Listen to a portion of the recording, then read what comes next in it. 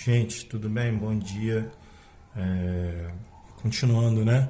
Falei para vocês sobre a Primeira Guerra Mundial, bastante coisa da Primeira Guerra Mundial, né? Comecei a falar sobre a questão da saída da Rússia, não é verdade? E da entrada dos Estados Unidos, ok?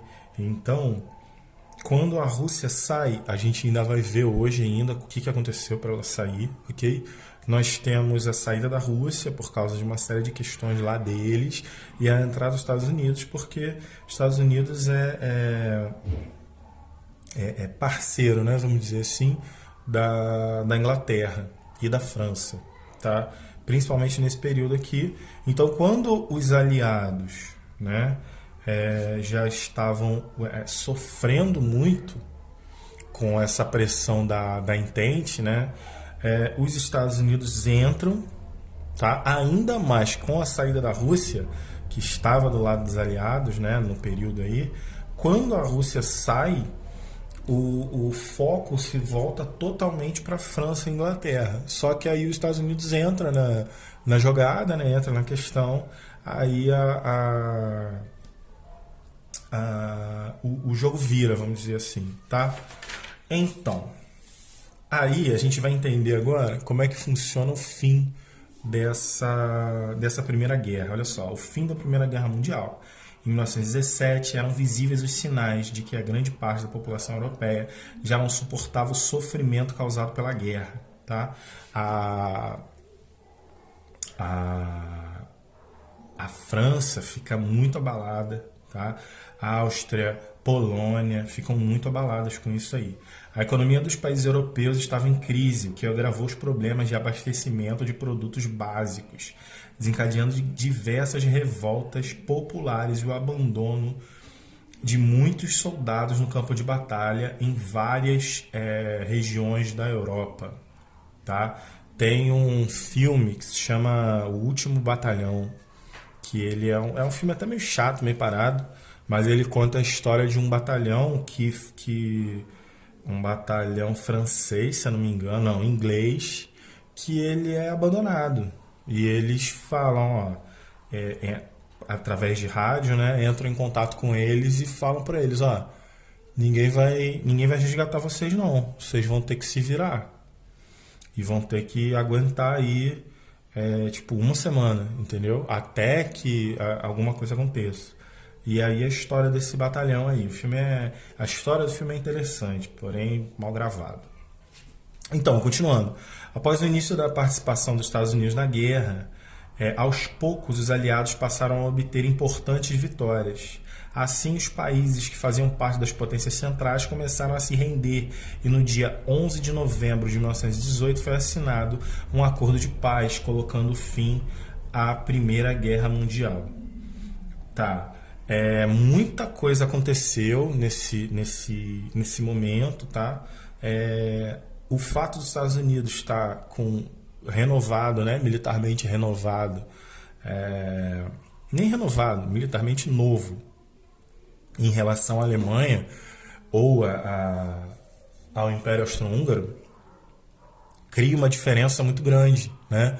Porque a Alemanha estava lutando contra potências que estavam há 4 anos na guerra. Então, potências essas que já estavam sofrendo, ok? Aí, quando os Estados Unidos entra, a Alemanha não aguenta, o Império Austro-Húngaro também não, e a guerra acaba, tá? Aí o que acontece? Ó, os tratados de paz. Após o fim da guerra, os países que participaram do conflito assinaram diversos tratados. Um dos mais importantes, marquem, gravem, registrem aí, tatua na testa de vocês, é o Tratado de Versalhes, tá? Que vai ser assinado em 1919. Esse tratado institui regras para reorganizar a política e a economia da Europa. Além disso, estabeleceu punições aos países derrotados, e em especial a Alemanha, que foi considerada a maior responsável pela guerra. Dessa maneira, Com o Acordo de Versalhes, a Alemanha deveria pagar indenizações extremamente altas aos países vencedores, além de reduzir drasticamente sua força militar, restringindo desde um número de soldados até o tipo de armamento utilizado. Então, a Alemanha não podia mais esquematizar soldados em grandes números e também não podia fazer armas que são consideradas armas de repetição ou armas em grande escala, né? Tanques, metralhadora. A Alemanha não podia mais fazer esse tipo de coisa. Além disso, depois de uma guerra, se você for vencedor ou perdedor, a sua economia não está legal, né? E mesmo assim o Tratado de Versalhes institui uma grande indenização aos países vencedores que foi paga pela Alemanha principalmente, tá? O tratado estabeleceu ainda a criação de uma organização internacional dedicada à manutenção da paz por meio da diplomacia entre os países, a chamada Liga das Nações. As potências centrais perderam parte de seus territórios após o fim da guerra, dando origem a novas fronteiras e países. Tá? De cara, o Império Austro-Húngaro vai virar Áustria e Hungria. Ok? E agora, depois, né, muito tempo depois de 1990, você vai ter Bósnia, você vai ter Salsa-Lorena, você vai ter aquela... como é que é? Bósnia, Herzegovina. Você vai ter outras subdivisões dentro da Iugoslávia, principalmente. Tá? A Iugoslávia vai se subdividir em outros países. Então, aí aqui a gente fala rapidinho, né, das consequências da guerra. Ao final da guerra foi contabilizada uma enorme quantidade de mortes e feridos, muito maior do que a já conhecida em outros conflitos até então. A Primeira Guerra Mundial, de acordo com os estudiosos, causou a morte de aproximadamente 10 milhões de pessoas, muitas delas civis.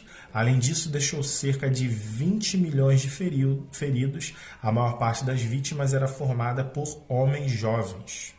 Após o conflito, várias regiões da Europa estavam completamente devastadas. Diversas cidades tiveram grande parte de suas construções destruídas e já não contava mais com serviços básicos, como o abastecimento de água. A reconstrução dessa cidade ocorreu principalmente com recursos emprestados de bancos estadunidenses. Nós vamos estudar isso aqui, ok? O nome desses empréstimos, se eu não me engano, é Doutrina Monroe. Eu acho que é isso. Mas a gente vai dar uma olhada nisso mais para frente, tá? Além de contrair empréstimos, os europeus foram obrigados a importar boa parte dos produtos que consumiam, pois a produção agrícola europeia foi amplamente reduzida e a maioria de suas indústrias destruídas. Okay? A maioria das indústrias foi modificada para se tornar indústria bélica, construção de armas. Tá? Além disso, os bombardeios, né, e a destruição das cidades também gerou um abandono no campo, gerou um abandono na cidade e tudo mais. E a destruição mesmo, através de bombardeios. Então isso foi destruindo a cidade. Okay? Não só uma, todas. O impacto da guerra foi continuando aqui no texto, hein? O impacto da guerra foi extraordinariamente abrangente, o que não surpreende, dado que foi a primeira guerra total ou guerra mundial da história. Isso significa que ela não envolveu apenas exércitos e navios, mas também populações inteiras, e foi o primeiro grande conflito entre nações modernas e industrializadas.